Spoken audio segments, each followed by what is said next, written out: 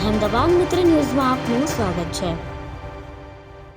રાજકોટ શહેરના university road પર આવેલ સમન્વય સુલભ એપાર્ટમેન્ટમાં રાત્રે ફાયરિંગની ઘટના બની, જેમાં રાજકોટ પોલીસમાં ફરજ બજાવતા પીએસઆઈ એનકે પંડ્યાની રિવોલ્વરમાંથી ફાયરિંગ થતાં ગોળી સીધા તેમના હાથમાં અને સાથે રહેલ મહિલાને કમરના ભાગમાં વાગી જતા બંનેને સારવાર અર્થે રાજકોટની ખાનગી હોસ્પિટલમાં ખસેડવામાં આવ્યા।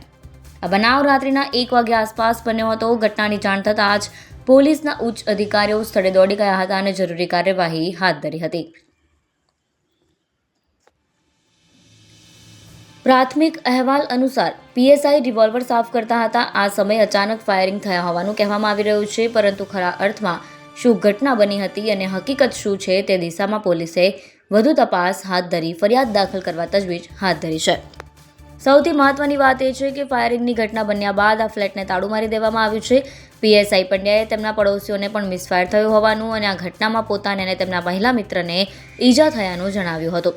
બંનેને ગિરિરાજ હોસ્પિટલમાં દાખલ કરવામાં આવ્યા છે। આ ઘટના બની ત્યારબાદ યુનિવર્સિટી પોલીસ મથકના ડી સ્ટાફના પીએસઆઈ વિક્રમ ડોડિયાને પણ કોઈએ ફોન કરીને ઘટનાથી વાકેફ કર્યા હતા।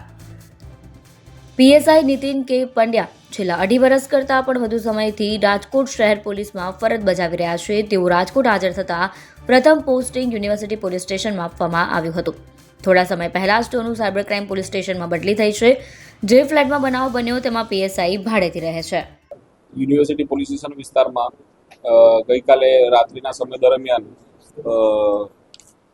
યુનિવર્સિટી રોડ શિવશક્તિ કોલોની સમન્વય સુલભ એપાર્ટમેન્ટ એ વિંગ ફ્લેટ નંબર 404માં બનાવ બનેલ છે, જેમાં ફાયરિંગ અચાનક આકસ્મિક રીતે નીતિનભાઈ કરુણાશંકર પંડ્યા એટલે કે એનકે પંડ્યા પીએસઆઈ જે હાલમાં સાયબર ક્રાઇમમાં છેલ્લા 15 દિવસથી ફરજ બજાવે છે અને અગાઉ યુનિવર્સિટી પોલીસ સ્ટેશનમાં હતા, તેમના ગ્લોક સર્વિસ રિવોલ્વર જે પિસ્ટલ છે એમાંથી ગ્લોક પિસ્ટલમાંથી આકસ્મિક રીતે સફાઈ કરતા ફાયરિંગ થયેલું, તેની અંદરની ગોળી નીકળતા તેમને હાથના ભાગે ઈજા થયેલી અને ફ્રેક્ચર થયેલું અને ત્યારબાદ ગોળી રિકોશેટ થઈને તેમની સાથે હાજર પૂજાબેન મહાવીરસિંહ પરમાર છે તેમને ગોળી પડખાના ભાગે વાગેલી અને આ બંને સારવાર હેઠળ છે અને આ બનાવ બાબતે જાણવા દાખલ કરવામાં આવે છે અને આગળની તપાસ પીએસઆઈ કરી રહ્યા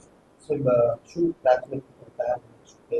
પ્રાથમિક કારણ આકસ્મિક રીતે બનેલું છે અને આ બાબતે એફએસએલને સ્થળ પર બોલાવવામાં આવી છે અને ખાલી કાર્ટીજ અને ફાયરિંગનું જે પિસ્ટલ છે કબજે કરવામાં આવ્યું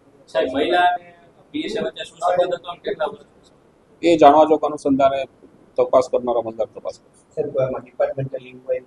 સક્ષમ અધિકારી નક્કી કરશે ને એ પ્રમાણે આગળ પ્રાથમિક તપાસમાં એવો કોઈ સંબંધ નથી, એમના ઓળખીતા મિત્ર છે એવું ધ્યાન પર આવે છે। અહેમદાબાદ મિત્ર ન્યૂઝની યુટ્યુબ ચેનલને સબસ્ક્રાઇબ કરો અને બેલ આઇકોન જરૂરથી દબાવો, જેથી દરેક મહત્વના વિડીયોની નોટિફિકેશન તમને મળતી રહે।